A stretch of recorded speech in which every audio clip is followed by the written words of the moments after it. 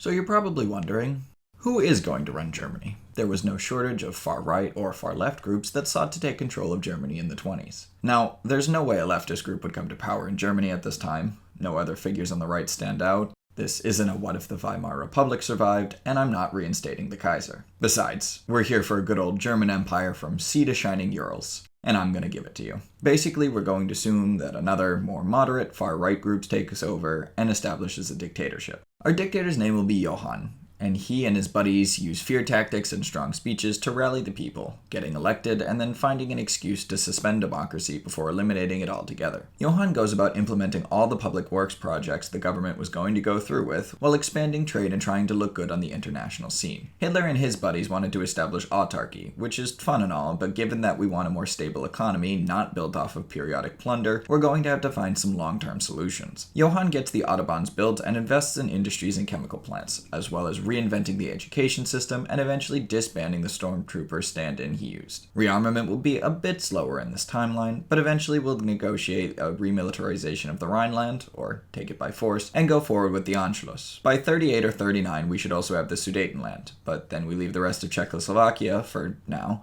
bullying their weak prime minister into cooperation, while encouraging Slovakian nationalism, then mediating a split between the two in mid-1939. While this is going on, we start negotiating with the isolated Soviet Union and opening trade while preparing for an invasion of Poland by 1942. The Soviets would still go with this, because the West wouldn't be reaching out to them if Johann's not annexing non-German lands, and Stalin was willing to work with Hitler. Johann seems much easier to deal with in comparison. Italy and Hungary are convinced to join the growing alliance, and by early summer 1942, an invasion of Poland is underway, and the country is destroyed by fall. Lands are annexed directly into the Reich, but a rump Polish state survives. Rather than a holding station for the undesirables of the regime, it becomes a place of relative Polish independence, under German supervision, a sort of model for the peoples of Eastern Europe to look to. Would the West declare war? Probably. Well, there's been no annexation of Czech lands. Given that there's 2 extra years and Johann isn't being nice, an agreement was probably reached in that time frame, with at least France, if not also Britain. What of Japan? Germany doesn't drop its support of China, since they have no reason to, and in fact uses its expanded industry to give more supplies when they can. Not that it helps much, but it's something. In the meantime, Japan was under its own economic constraints, and would be at war with the US, Britain, and France by now, a war that would probably be over by 44. If you think Japan isn't that dumb, I'll do a video later on detailing why Japan during World War II was basically trying to commit suicide. Does the US get involved?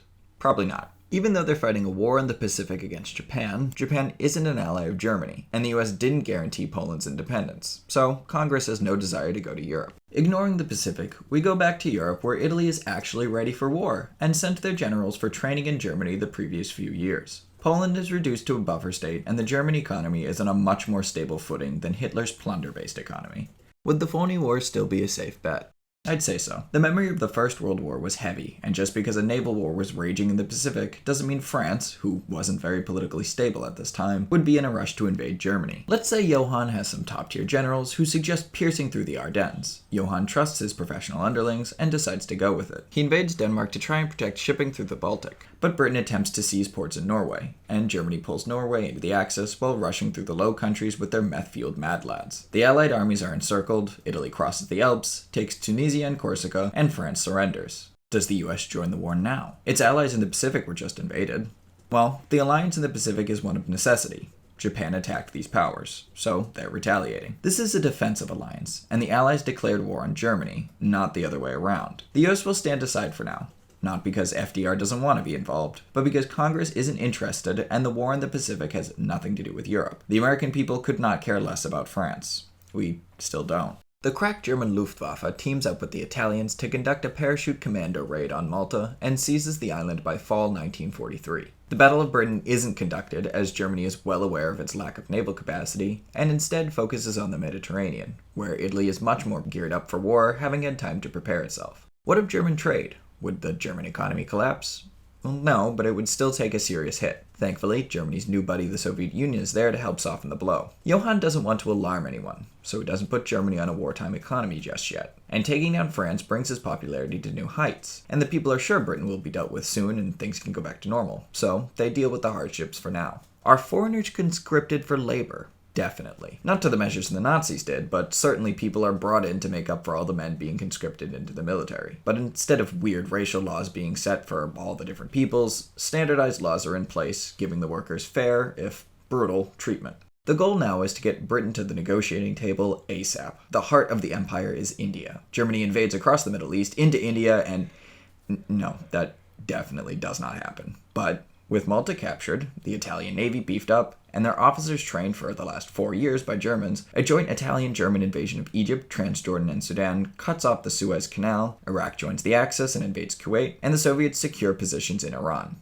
Would Britain sue for peace? Probably not. Their best forces are in the Pacific and can be turned around to help try and reclaim the Suez. Plus, Britain is housing several governments in exile, which would push it to stay in the war. By 1944, the British and Germans are skirmishing in Norway, naval actions are taking place in the Red Sea, Britain is invading Somalia, and the Axis are sitting on a whole lot of oil. The bulk of the French Navy is in the Pacific and safe from the Axis, while the Soviets are still negotiating their potential alliance with the Germans. While those negotiations are going on, the Germans reach out to Romania, Finland, and Turkey about a possible joint invasion of the Soviet Union. An agreement is reached, and by spring 1945, the whole western half of the USSR is being pushed from the Caucasus to Karelia. Syria rebels and half is given to Turkey, while the rest is returned to France. Britain is held up in Ethiopia, but steadily gaining ground thanks to a sympathetic public. Fighting breaks out along the Indian border, and by now India is having serious uprisings, as they were promised independence for helping to save the empire in the Pacific, and now they're being asked to push into the Middle East. Britain can't afford to lose India and the Suez, and they negotiate desperately with the Indians for a settlement. In Russia, the Germans want to recreate the success of 1917 and offer to make independent states across Eastern Europe, which rallies hundreds of thousands of men to their cause. Soon, everyone from the Baltics to the Black Sea is in revolt, and an anti-Soviet crusade is underway. The Soviets are better prepared than in 41, but they face far more enemies. The Caucasus are lost early on, Murmansk is captured, and the capital is moved to Samara as the Germans push into Moscow. The Germans start to set up puppet states in former Soviet republics, and while they don't get to the Urals, they are able to push past Moscow and send the republics of Central Asia into revolt as well. Spain joins the war and sieges Gibraltar, while Britain is making gains in Africa. India will not help, and Russia seems on the brink of destruction. Will the US join now?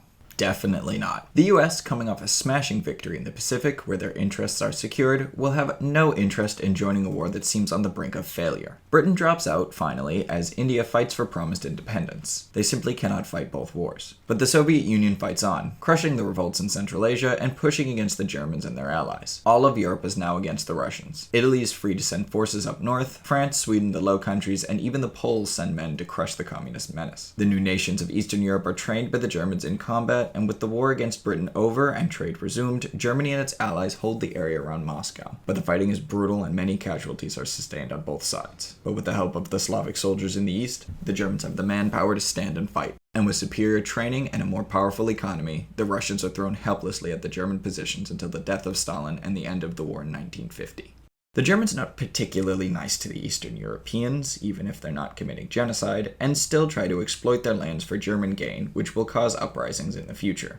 But Germany will lead a new Europe, setting up a European Union where the mark is the common currency and armies are given German commanders. This is a new age of hegemony in Europe, the likes of which haven't been seen in ages. How long will it last is up for debate, but going forward, fascist Europe, Soviet Russia, and capitalist America will stand against each other for the following half of the 20th century. Thank you all for watching. I reached out to a few history professors and I'm currently negotiating doing interviews with them, so stay tuned for that. In the meantime, I'll start work on the Japan video and prepare some content outside the realm of the 20th century. If you enjoyed this, please like and subscribe, and I'll get some more content out as soon as I can.